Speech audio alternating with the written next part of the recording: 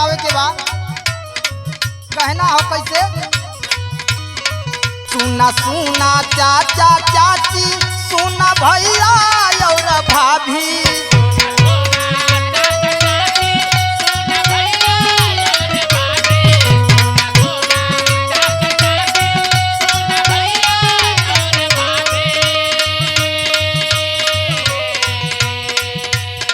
सुना सुना चाचा चाची, सुना भैया और भाभी, नेता ओम प्रकाश जी के, नेता ओम प्रकाश जी के इहे पायला नावा, पारती सुभाषा पाके, पारती सुभाषा पाके चाभी हानि सनावा।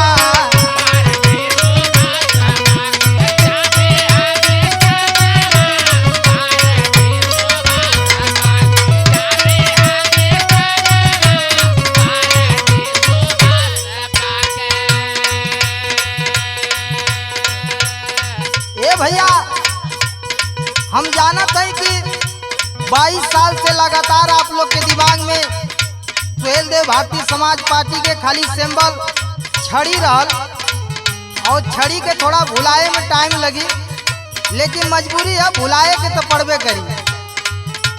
और चुनाव चिन्ह चाभी मिल गल हो सुहेल देव भारतीय समाज पार्टी के, लेकिन खाली याद रहे सिंबल बदला है, झंडा नहीं बदला है साथियों, झंडा वो है पियर का रही। कहना हो झंडा पियर का रही, छड़ी हटल बा,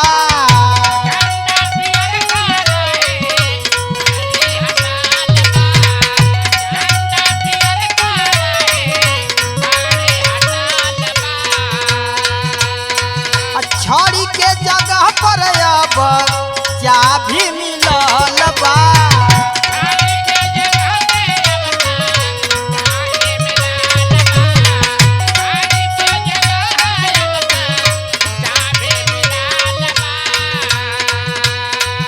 झंडा पियर का रही, छड़ी हटल बा, छड़ी के जगह पर अब चाभी मिलल बा।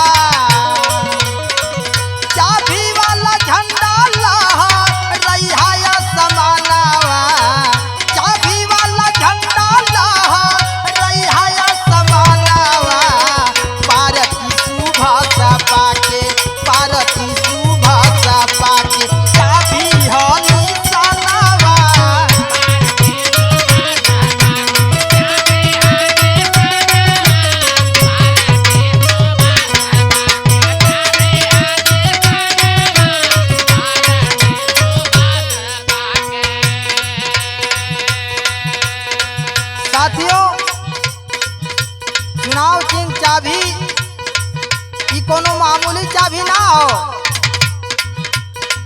इस शिक्षा रूपी चाभी बाबा साहब अम्बेडकर जी ने कहा था कि जिसके अंदर शिक्षा हो जाएगी, दुनिया का कोई भी बंद दरवाजा रहेगा वो चाभी से खुल जाएगा।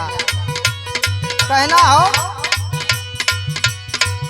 चाभी से खोलल जाई ताला विकास के,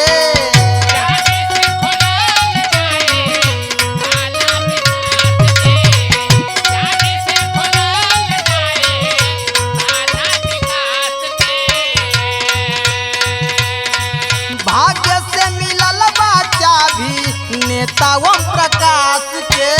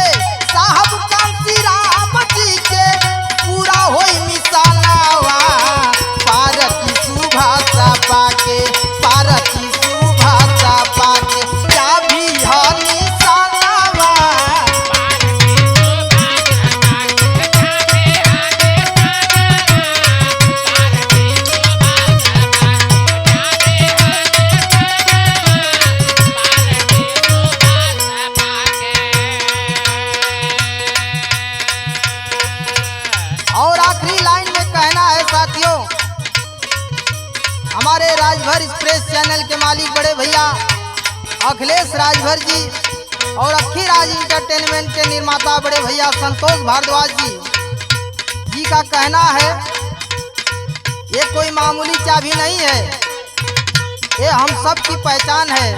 कहना है भाई सन तो अखिलेश के कहा नाम बा,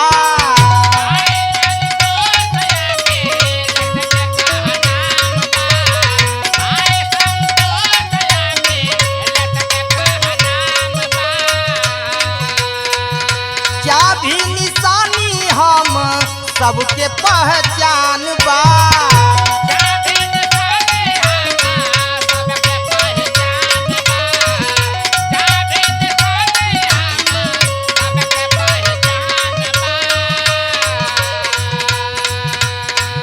भाई सन तो अखिलेश के कहा नाम बा, क्या भी निशानी हम सबके पहचान बा। कृष्णा राजभर काहे, कृष्णा राजभर काहे गाई के गानावा, कृष्णा राजभर काहे गाई के गानावा। पारती सुभाषा पाके, पारती सुभाषा पाके क्या भी हो निशानावा।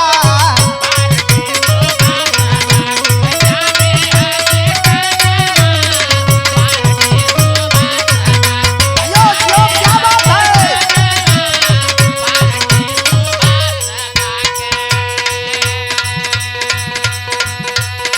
सुना सुना चाचा चाची, सुना भैया और भाभी,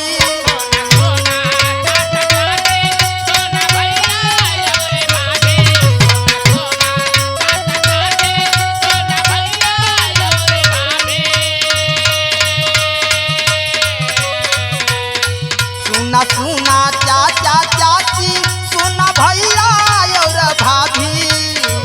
नेता ओम प्रकाश जी के, नेता ओम प्रकाश जी के इहे पायला नावा।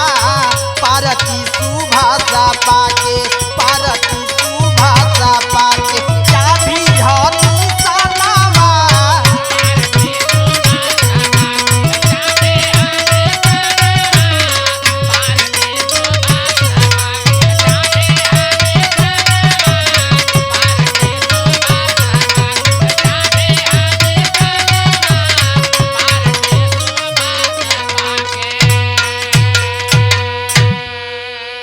जय सुहेल देव।